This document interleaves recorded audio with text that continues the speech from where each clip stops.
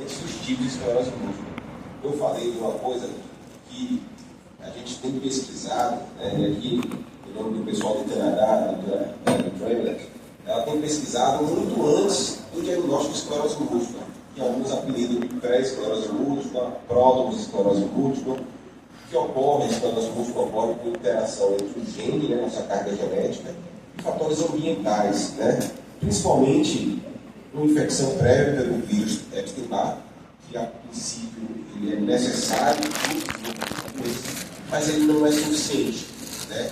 Então, regiões com menor incidência solar, determinados fatores genéticos, determinadas exposições como a tabaco, baixo nível de vitamina D, por um motivo vai fazer com que o nosso organismo desenvolva uma menor tolerância a determinadas partes do sistema nervoso central e eles começam a atacar. E aí, antes mesmo da gente ter o primeiro sintoma típico de esclerose múltipla, a gente já sabe que muitos pacientes eles apresentam mais alterações dermatológicas, apresentam mais sono, mais fadiga, mais sintomas como anemia, até problemas dermatológicos ou problemas psiquiátricos como ansiedade e depressão, que são muito mais frequentes nos pacientes que vão desenvolver esclerose múltipla do que os pacientes que não vão desenvolver. Então isso é o que a gente chama de pré-esclerose múltipla, o que parece que já antes da gente definir tipo de esclerose múltipla, algo já vem ocorrendo no nosso organismo diferente. E aí a esclerose múltipla ela vai começar quando a gente apresenta sinais típicos de esclerose múltipla. A doença realmente ela começa quando a gente começa a apresentar sinais típicos. Aqui os principais sinais que são alterações de fala, uma fala pode estar embolada. A gente pode ter alterações visuais, pacientes podem ter uma dor ocular, um embaçamento visual, quando apresentam, por exemplo, uma neurite óptica. Pode ter uma visão dupla, dependendo da atividade inflamatória onde ocorra, também é um sintoma de alerta, ter uma visão dupla, principalmente quando a gente mantém os dois olhos abertos, isso sugere muito, tem uma alteração neurológica. Problemas de coordenação, desequilíbrio, a movimentos finos, quedas que não eram esperadas, também podem ocorrer como manifestações típicas, redução de força muscular, dependendo de onde ocorra a lesão, a atividade inflamatória, a gente pode perder a força das pernas, do membro, do outro. E sintomas sensitivos, que são sintomas muito frequentes, e talvez esses estão muito difícil o primeiro diagnóstico, quando começa a formigar uma perna, quando começa a formigar um braço, quando formiga as duas pernas, os dois braços, às vezes a gente acaba indo no médico e vai ter o diagnóstico de ansiedade, aí depois disso você está estressado, e isso às vezes torna a nossa jornada até um pouco mais longa, até um diagnóstico final, e alterações urinárias que às vezes a gente acha que bebeu muita água, não está frio, e aí a gente tem aquela urgência em ir no banheiro. Às vezes a gente perde uma urina uma vez ou outra, tem uma continência urinária, às vezes acha que tem uma pequena retenção, mas às vezes é difícil também a gente atribuir esse sintoma que tem uma doença neurológica. Mas esses são sinais típicos. Então, quando a gente começa a ter alguma dessas manifestações, isso indica que a gente começa a ter realmente a doença esclerose múltipla. E aí, o foco da aula é dizer que tipo de esclerose múltipla que a gente tem. Bom, eu vou falar sobre os tipos de esclerose múltipla, mas eu também vou falar que isso é basicamente uma informação didática. As coisas hoje em dia estão muito mais unidas no processo de evolução da esclerose múltipla do que a gente consegue separar exatamente um paciente que tem uma forma primariamente progressiva, uma forma remitente recorrente, uma forma secundariamente progressiva. Didaticamente, ela vai ser importante porque a gente identificar um padrão de evolução desse, a gente pode modificar, por exemplo, o tipo de terapia que a gente vai utilizar. Mas a gente sabe que nem todo paciente ele tem, e a maioria dos pacientes, ele não tem uma forma pura de evolução.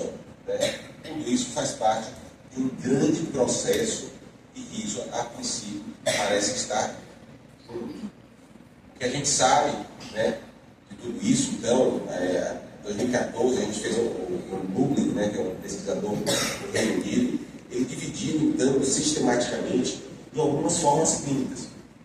As formas clínicas, que elas têm surtos, e eu vou falar um pouquinho mais de o que são surtos, e as formas clínicas que elas podem ter surtos ou não, mas elas têm pioras independente dos surtos, né? São pacientes que têm aqueles sintomas típicos e eles pioram devagarzinho, tá? Então, basicamente, a gente tem a forma primariamente progressiva, né? Que eu vou falar que é aquela que ela vai piorando aos pouquinhos e geralmente não tem surtos, se tiver surtos no início. A gente tem formas que elas têm surtos, né? Surtos e melhora, e a evolução vai vir baseado na ocorrência ou não de surtos, e essa forma remitente recorrente, e uma forma que pode ocorrer depois da remitente recorrente, que é uma progressão depois de uma fase de surtos. Então é isso.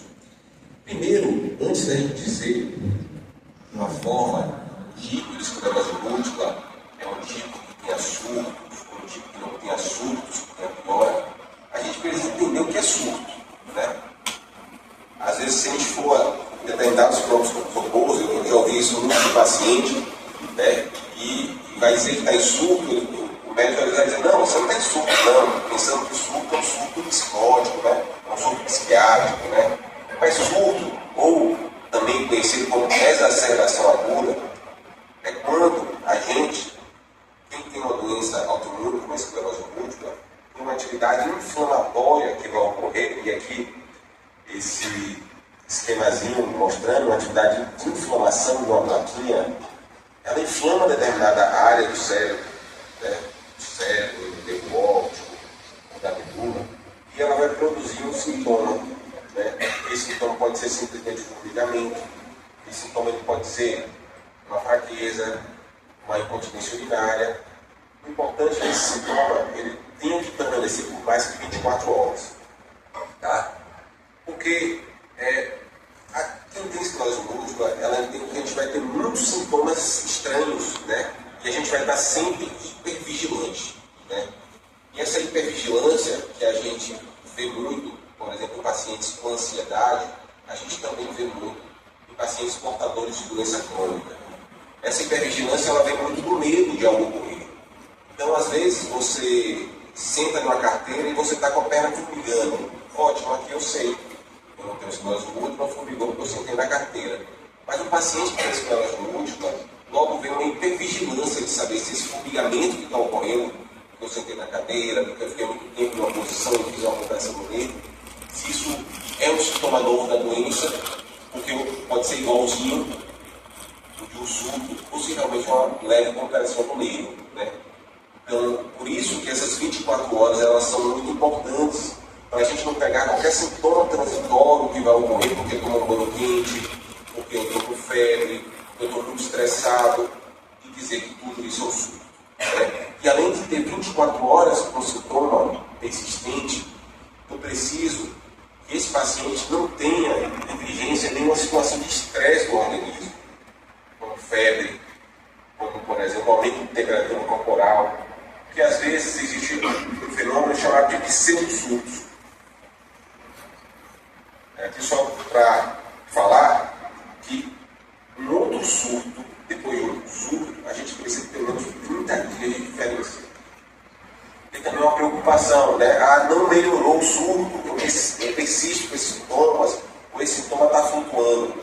Será que é um novo surto, né? Então, também, para a gente poder dar um diagnóstico de um segundo surto, eu preciso ter uma diferença de pelo menos 30 dias, né, desses primeiros sintomas. Tá? Então, o surto é isso. Uma atividade inflamatória, uma inflamação que ocorre em alguma parte do sistema nervoso central, que vai produzir algum daqueles sintomas típicos, mas que pode durar mais de 24 horas e não pode ser provocado por febre, aumento de temperatura corporal. Porque senão a gente pode estar diante do pseudo-surto, né? O pseudo-surto é justamente isso. manifestação que parece um surto, mas não é um surto, não é devido à inflamação do sistema nervoso central. Naquele caso, foi um dia que eu tive inflamação na medula, tinha um formigamento na mão. Aí outro dia eu fui para a praia, fiquei o dia todo na praia. Aí quando eu saio da praia, eu estou formigando minha mão. Porque a temperatura corporal é alta, a gente vai precisar de uma maior velocidade de condução do líquido. E aí eu tenho o fenômeno de TOF, por exemplo, né? Que é esse sintoma transitório quando a gente tem um aumento da temperatura corporal, ou eu tomei um banho quente, e o sintoma que eu tive há muito tempo atrás voltou, né?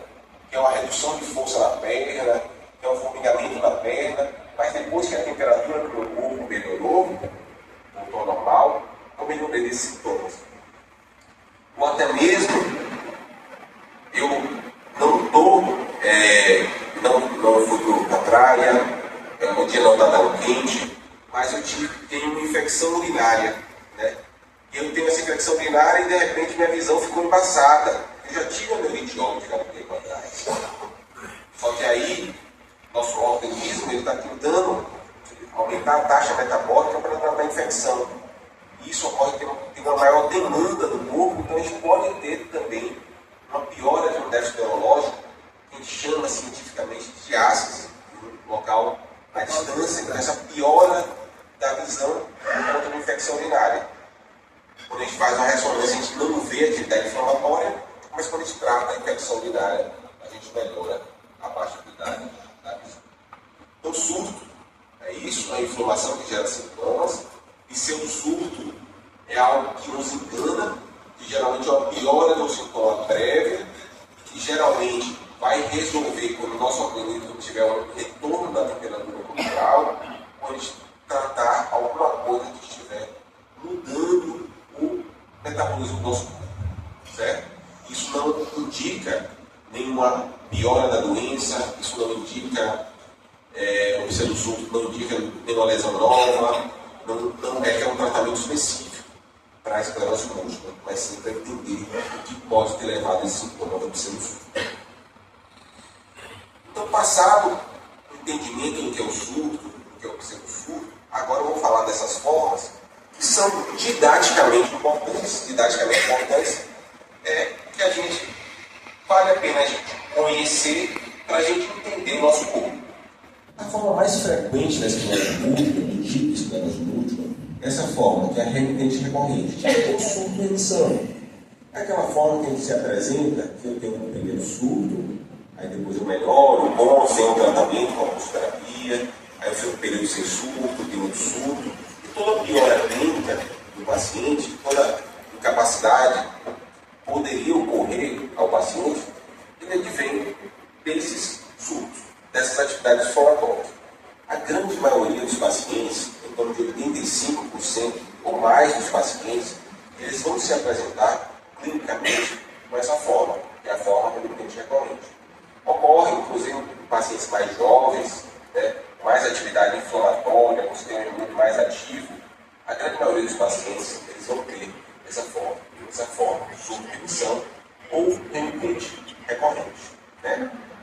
Toda piora, ela se advém desses surtos, se advém de inflamação aguda, se advém, quando a gente faz o exame de imagem, na ressonância, a gente vê inflamação, captação de contraste, né?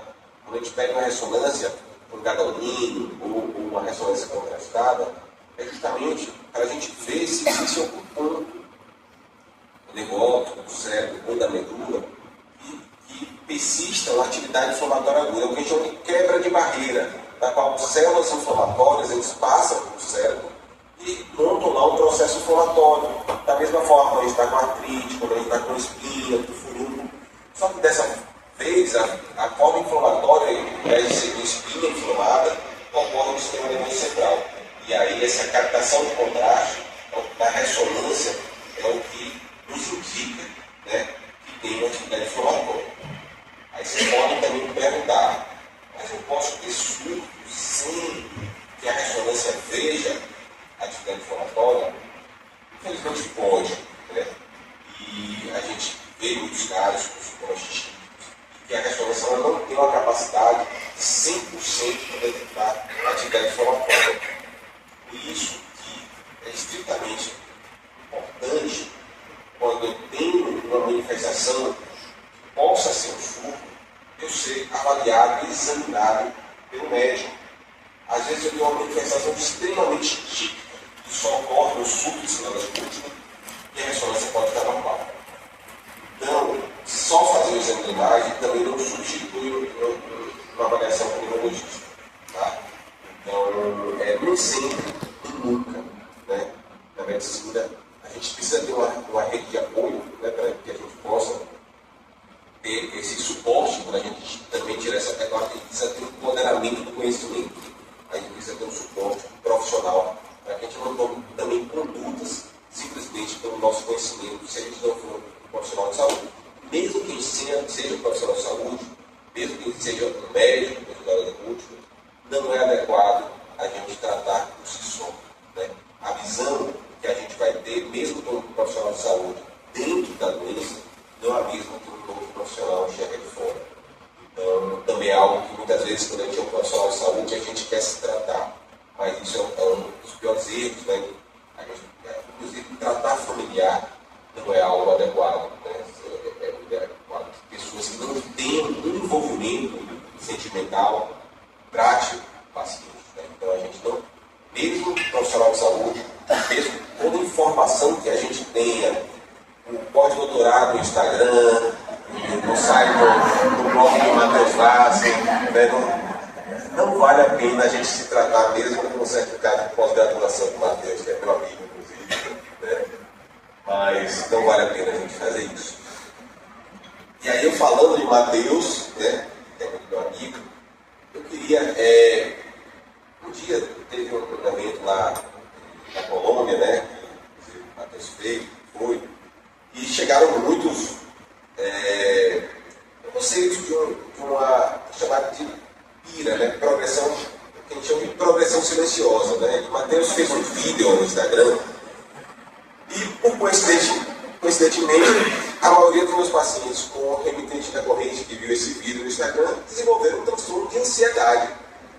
E diversos apps, WhatsApps, o doutor deu essa progressão, não deu essa progressão, não deu essa progressão silenciosa, vai me pegar, não vai me pegar. Pessoal, calma. O que é progressão silenciosa? O que se chama de PIRA, progressão independente de surto.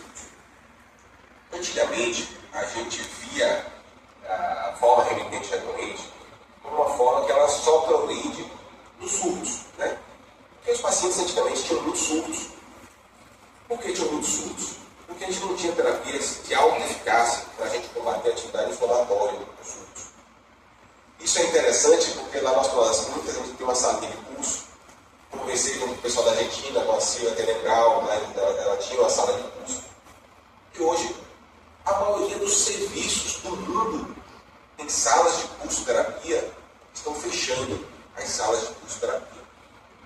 Por quem saiu de terapias que tinham 20, 30% de redução de surtos, para terapias hoje que a gente consegue uma eficácia extremamente alta em termos de surtos. E aí o que ocorreu? A história natural dos pacientes que iam tendo surtos, iam piorando pelos surtos, a gente via que os pacientes só pioravam com surtos. Quando a gente começou a utilizar terapias muito eficazes, a gente via que alguns pacientes eles tinham uma piora independente dos surtos, né? A gente não enxergava porque estava poluído pelos surtos. E aí isso foi apelidado de PIRA. E a piora, quando era dependente do surto, de rol, seria uma piora baseada no relapse, os surtos. E o PIRA é uma piora independente dos surtos. Isso ocorre muito de uma forma transitória de esclerose múltipla, chamada de Smoldering MS, mas é uma forma transitória, na qual o paciente, alguma lesão, ela pode não ter inflamação aguda, mas tem inflamação crônica, tem alguma degeneração. E o paciente, mesmo sem surtos, eles podem ter alguma progressão, e alguns pacientes podem, em algum tempo, evoluir para forma secundariamente progressiva. Então, é uma progressão que ela pode ocorrer? Pode, né? Mas a gente sabe que a PIRA, cada vez menos vai ocorrer PIRA, porque a PIRA se dá por lesões e acúmulo de lesões que podem Então hoje, a realidade ela vai mudando, porque a gente vai tratando melhor e vai acumulando menos lesão. Tá? Então, assim, é claro que qualquer sintoma que você sentir que esteja piorando, não, mesmo com o pós-doutorado no Instagram de Matheus, converse com o seu médico, porque isso simplesmente pode ser uma maior fadiga, isso pode ser uma maior espasticidade, isso pode ser uma preocupação com a pira que lhe dá um transtorno funcional que me faz piorar. Então, assim, você pira, né? É uma pira e você pira. Aqui eu coloquei, inclusive, essa figura, né, de uma mulher preocupada com a pira. Você sabe que essa figura não é uma figura da internet, não. Ela não é uma figura de livro, não é uma figura de artigo, não. Essa é uma figura original, que também não fui eu que desenhei, nem foi um colega meu que desenhou. Essa é uma figura feita por um amigo meu chamado de inteligência artificial. E quase toda a minha aula, todas as figuras, é feita por inteligência artificial. É um mundo que a gente está começando a entender agora, inteligência artificial, mas o que eu queria falar de inteligência artificial, a gente sempre considerou que os médicos eles são mais humanos do que os robôs, né? A inteligência artificial dos robôs. Eu não acredito nisso, né? Que os computadores, os robôs, eles vão ter uma capacidade intelectual, uma velocidade de processamento muito maior que o homem. Mas que a parte da humanidade, do afeto, né? Vai ser maior nos homens, né? No entanto, a ciência, ela, em um determinado artigo, ele acabou me contradizendo. Você acredita que foi publicado um artigo recentemente, na qual os pacientes portadores de esclerose múltipla, eles tiraram dúvidas, né? E algumas dúvidas dessas foram respondidas por médicos e outras dúvidas foram respondidas por robô, por inteligência artificial. E no final tinha uma pergunta para os portadores. Qual foi a pergunta que teve uma resposta mais humanizada, uma resposta mais adequada, que lhe acalentou mais? Por incrível que pareça, o robô conseguiu. Ou a gente está perdendo a humanidade, talvez em tratar os nossos pacientes, ou talvez os robôs estejam ganhando mais humanidade. Esse é um trabalho que é uma grande revista de medicina, né? E hoje, até mesmo pensando nisso, eu acabei fazendo todas as minhas figuras em inteligência artificial, também para não fazer meu plágio. Mas é isso, falando de pira, pessoal, isso vai ocorrer com uma pequena parte dos pacientes, principalmente pacientes que têm muita lesão, que tiveram muitos surtos, né? Mas qualquer suspeita não tem que se esperar ter que conversar com o seu médico, porque pode ser um monte de coisa que dão uma progressão.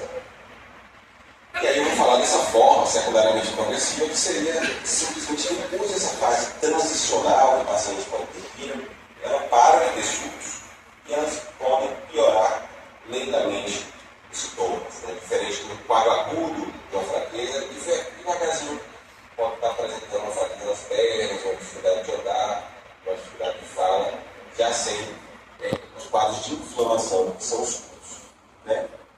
E a forma primariamente progressiva, né? Até o ChatGPT fez um gráfico que está um pouquinho errado, porque geralmente eu uma curva mais progressiva do que flutuante, né? Mas são a minoria dos pacientes que eles podem ter, ao invés de ter surtos, os sintomas vêm por lenta progressão. Que pode ter períodos da vida que a gente não tem progressão e outros períodos da vida que a gente volte a ter progressão, mas a gente não tem a piora pelos surtos, e sim progressão sem surtos. Espero, pelo menos didaticamente, ter explicado para vocês, né, o que é uma forma remitente recorrente, a forma que tem surto e as formas que não tem surtos, as progressivas. Deve estar acabando o tempo, né? Mas eu queria dizer que cada indivíduo, pessoal, ele vai ter uma jornada. E não é para a gente olhar a jornada do outro e dizer que a nossa jornada vai ser igual, ou melhor, ou pior, né? É claro que existem formas que você pode ter mais pedras no caminho, com surtos, pode ter formas que tem mais ladeiras, que são formas mais progressivas, mas existem formas progressivas que são mais leves, existem os povos que agora são muito leves, com a atividade inflamatória muito fútil. Alguns com maior atividade, outros com menor atividade, outros com maior progressão. Cada um vai ter sua jornada de vida e de doença. Tá? Alguns menos mais juntos, outros com mais ou menos progressão, não se enxerguem na vida do outro. Tá? E a gente tem que pensar positivo. Pessoal, o que era no ambulatório quando eu era estudante do ano 4? Que era hoje a gente tem 16 medicações aprovadas, 12 delas presentes no SUS. Medicações hoje que vão chegar, né, aqui, porque alguns BTKs, algumas coisas que são até informações. Medicações hoje que estão sendo incorporadas no SUS, que a gente toma uma vez e pode ficar até 10 anos sem atividade.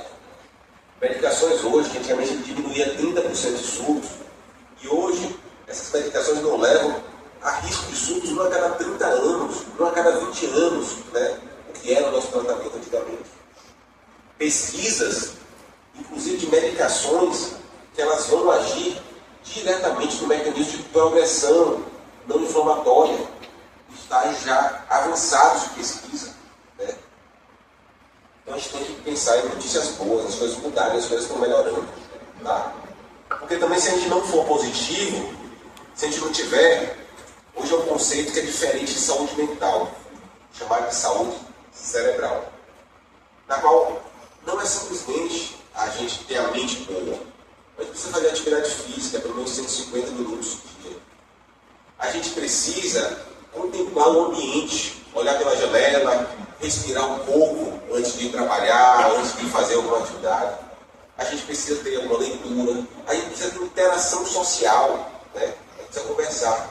E tudo isso não é simplesmente para a gente ter uma melhor atividade mental, é para que o nosso cérebro seja preservado. Então, pensando nisso, é um conceito que a Organização Mundial de Saúde coloca para pacientes com doença neurológica e sem doença neurológica, que a gente consiga ter uma melhor qualidade de vida e um melhor prognóstico, chamado de saúde cerebral, também é feita pelo chat GPT, essa figura, né? Porque na verdade hoje, eu até falei para a Poli, eu não queria dar aula de progressão, eu queria dar aula, na verdade, de inteligência artificial, eu queria dar aula de saúde cerebral, eu queria dar aula, mas hoje eu tive que falar de jornada, porque a minha grande preocupação é a diferença entre a informação científica e a aula informativa. Eu não queria que vocês saíssem de uma aula sobre tipos de doença enxergando a jornada do mundo, ou mais ansioso, ou mais preocupado, ou que isso possa ferir negativamente para você chegar em casa. Eu quero deixar aqui uma mensagem, na verdade, de esperança que a ciência está mudando. Muitos pacientes já veem isso na vida e que hoje a gente precisa focar muito mais na saúde do que na doença. Né? Então, ter mais saúde cerebral. Então, basicamente é isso, pessoal. Obrigado pela atenção. Tá?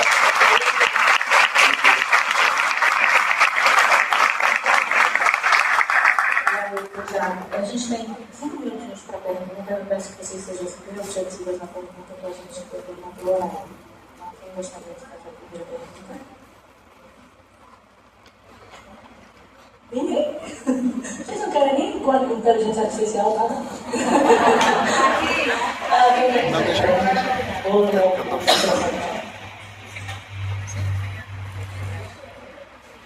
Ninguém vai perguntar nada, não? Bom dia, doutor.